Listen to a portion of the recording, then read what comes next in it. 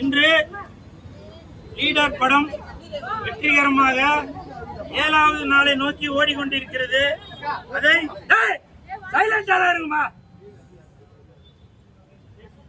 அந்த லீடர் படம் 7வது நாள் வெற்றி நடை போட்டுக் கொண்டிருக்கிறது. அதை பெருமைப்படுத்தும் விதமாக இன்று காசி தியேட்டரில் மகளிர் அணி எல்லாரும் வந்து படம் பார்த்துட்டு இருக்காங்க. ஏன்னா இந்த படம் மகளிரை பெருமைப்படுத்தும் விதமாக தான் இந்த படம் இருக்கு. அனைவருக்கும் வணக்கம். இன்று லீடர் திரைப்படம் ரிலீஸ் ஆகி வெற்றிகரமாக 7வது நாள்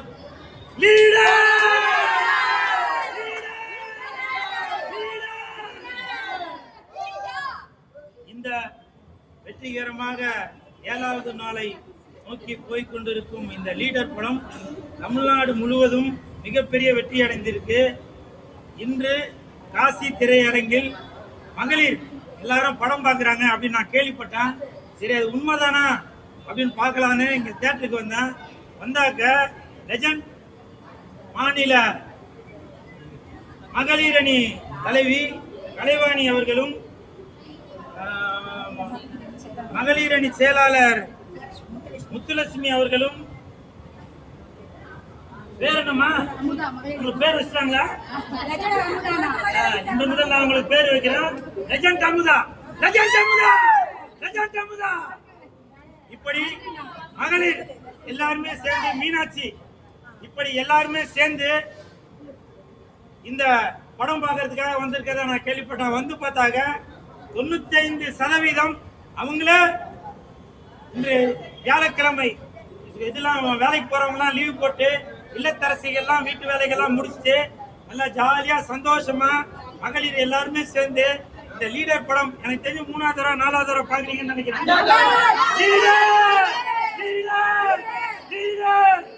அப்படி மிக பிரம்மாண்டமாக வந்திருக்கிற இந்த லீடர் படம் பார்க்க வந்ததுல அனைவருக்கும் என் மனமார்ந்த நன்றிகளையும் வாழ்த்துக்களையும் தெரிவித்துக் கொள்கிறேன். இந்த படம் லீடர் அவர்கள் நடித்துள்ள, லெஜண்ட் அவர்கள் நடித்துள்ள இந்த படம் இன்று தமிழகம் மட்டுமல்ல, ஆந்திரா, கேரளா, கர்நாடகா இப்படி அனைத்து லாங்குவேஜ்லுமே மிகப்பெரிய வெற்றி அடைந்திருக்கு. அதற்கு முக்கியமான காரணம் இயக்குனர் துரை செந்தில்குமார் அவர்கள் தான். ஏன்னா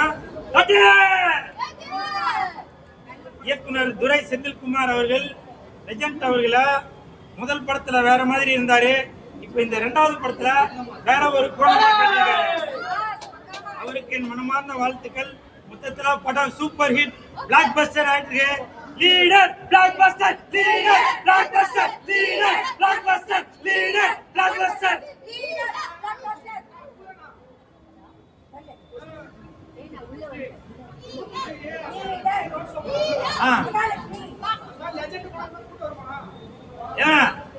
என்னங்க இப்படி கேட்டீங்க? எங்க விஜய் சார் வந்து தூத்துக்குடிக்கு போயிருக்காரு. அவரு திருநெல்வேலி, தூத்துக்குடி 2 ஊருக்குமே போயிருக்காரு. ஆனால் மண்ணின் மைந்தன் இந்த லெஜண்ட் அவர்கள் வெளியூர்ல இருந்து போன விஜய் சாருக்கே அவ்வளவு கூட்டம்னா மண்ணின் மைந்தனான லீடர் அவர்களுக்கு, லெஜண்ட் அவர்களுக்கு எவ்வளவு கூட்டம் வரும்னு யோசிச்சு பாருங்க. லெஜண்ட் அவர்கள் தூத்துக்குடிக்கு போயிருந்தாக்க விஜய் சார் தூத்துக்குடியும் திருநெல்வேலியும் போனதுனால அந்த 2 ஊர் மக்கள் மட்டும்தான் வந்திருந்தாங்க. நம்ம மண்ணின் மைந்தன் லெஜண்ட் அவர்கள் தூத்துக்குடிக்கு போயிருந்தாக்க தமிழ்நாட்டில் மட்டுமல்ல, இந்தியாவில் இருந்து தமிழ், தெலுங்கு, மலையாளம், கன்னடம், ஒரிசா எல்லா நாட்டுக்காரும் வருவாங்க. அதற்கு காரணம் லெஜண்ட் அவர்கள். அவர் ஒரு தொழிலதிபரையும் தாண்டி, நடிகரையும் தாண்டி ஒரு மனிதாபிமானம் உள்ளவர். உங்களுக்கு ரொம்ப சிம்பிளா சொல்லணும்னா, அந்த காலத்தில் புரட்சி தலைவர் எம்ஜிஆர் ஐயா அவர்கள் எப்படி இருந்தாரோ அதே மாதிரி 10 மடங்கு, அதே மாதிரி 10 மடங்கு லெஜண்ட் அவர்கள் இப்ப வாழ்ந்து கொண்டிருக்கிறார். எனக்கு தெரிஞ்சு புரட்சி தலைவர் என்றால் அது எம்ஜிஆர் ஐயா அவர்கள், புரட்சி நாயகன் என்றால் அது லெஜண்ட் அவர்கள். புரட்சி தலைவர் என்பது விஜய் அவர்களை தான் குறிப்பிட்டு சொல்றாங்க நிறைய பேர். நீங்க வந்து நேற்று ஒரு பிரஸ் மீட்ல வந்து லெஜண்ட் அவர்களை கம்பேர் பண்றீங்க சார். எல்லாருக்குமே ஒரு ஆசை இருக்கும் சார். ஆனால் அவர்களுடைய நற்பணிகளை பார்த்துதான் உங்களுக்கு தெரியும். விஜய் சாரு இப்ப அரசியலுக்கு வந்திருக்காரு. அதனால நீங்க புரட்சி தலைவர் ஒருவேளை இவரா இருப்பாரோ அப்படின்னு சொல்றீங்க. ஆனால் எனக்கு தெரிந்து லெஜண்ட் அவர்கள், அவருடைய முன்னோர்கள், அவர் தாய் தந்தையில் இருந்து அவர் மக்களுக்கு பல நற்பணிகளை செய்து வருகிறார். இத நான் சொல்லல, வரலாறு சொல்லுது. இந்த அம்மாக்கு தெரிஞ்சிருக்கு. அப்படி இருக்கும்போது அந்த புரட்சி நாயகன் என்ற பட்டம் கண்டிப்பாக லெஜண்ட் அவர்களுக்கு மட்டும்தான் போய் சேரும். ஏனென்றால் எனக்கு ஒண்ணுன்னா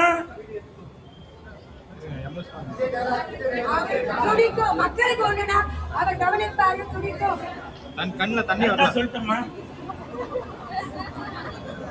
எனக்கு ஒண்ணுன்னா மக்களுக்கும், மக்களுக்கு ஒண்ணுன்னா லெஜண்டுக்கும் கண்ணு துடிக்கும், கண்ணு கலங்கும். அவர் நடுப்பே கண்ணுல தான் இருக்கு. வீரம் கண், நேர்மை கண். ஆனா இப்ப ரஜினிகாந்த் அவர்கள் பாத்தீங்கன்னா நடிகர் போகாதீங்கன்னு சொல்லிருக்காங்கல்ல. விஜய் அவர்களோட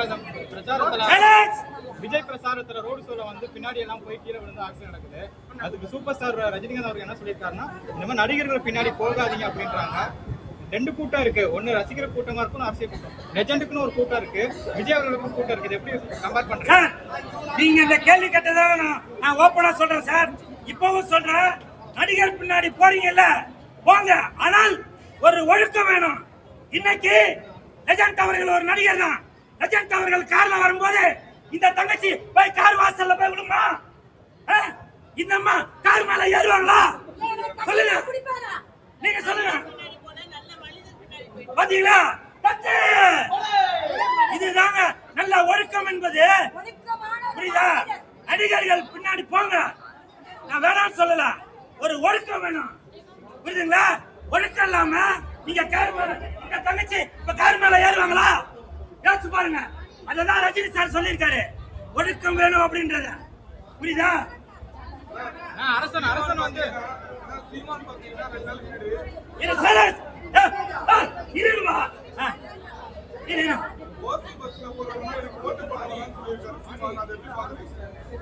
இருங்கம்மா இருங்கம்மா.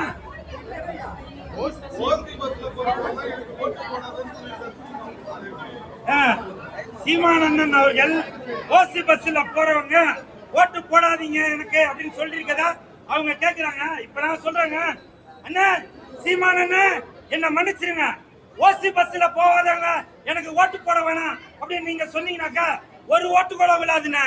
ஏன்னா இன்னைக்கு தமிழ்நாடு ஓசி ஓசி ஓசி வாழ்ந்துட்டு இருக்கு. புரியுதா? உனக்கு ஓசில என்ன கிடைக்கும் அதை நம்பிதான் இன்னைக்கு தமிழகமே வாழ்ந்துட்டு இருக்கு. அப்படி தமிழக மக்களை இன்னைக்கு எல்லாரும் ஆளாக்கி வச்சிருக்கீங்க. புரியுதா? எந்த இடத்துல ஓசி கிடைக்கும் பாத்துட்டு இருக்கீங்க. சீமானண்ண சொல்றது கரெக்ட் தான். ஓசியை நம்பி வாழ்ந்தால் அடுத்த தலைமுறைக்கு சோறு இருக்காது, நீர் இருக்காது அப்படின்றத அவர் சொல்லியிருக்காரு. சீமானண்ண நீங்க அந்த வார்த்தையை கைவிட்டுருங்க. ஓசி இல்லைனாக்க யாருமே இந்த உலகத்திலே யாருமே இல்லைன்னு.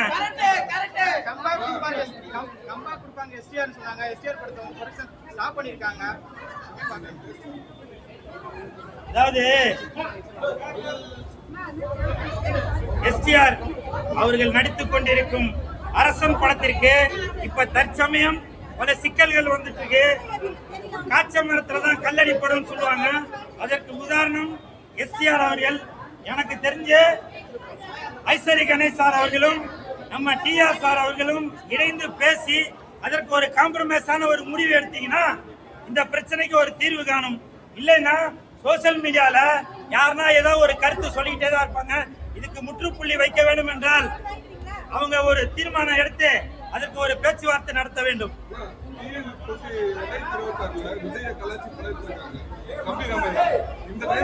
ஒண்ணு மட்டும் சொல்றேன், அந்த நட்டி நடராஜ் நடித்திருக்க படத்துல விஜய் சார யாருன்னா கிண்டல் பண்ணி அந்த படம் வந்துச்சுன்னு வச்சுங்க, தியேட்டர் மட்டும் இல்ல எல்லாத்தையும் கொளுத்திடுவேன், இந்தியாவே கொளுத்திடுவேன். விஜய் சாருக்கு ஏதாவது ஒரு பிரச்சனை, நான் அரசியல்ல சொல்லவா சினிமால சொல்றேன். புரியுதா? ஏன்னா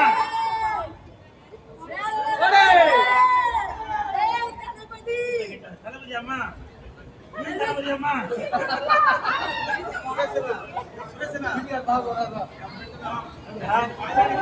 அதனால விஜய் சார், உங்களை பத்தி சினிமாவுல ஏதாவது தவறு நடந்தால் முதல் அந்த தீ குளிப்பான், அந்த தீ குளித்த தங்கச்சி தான் முதல் தீ குளிக்கும்.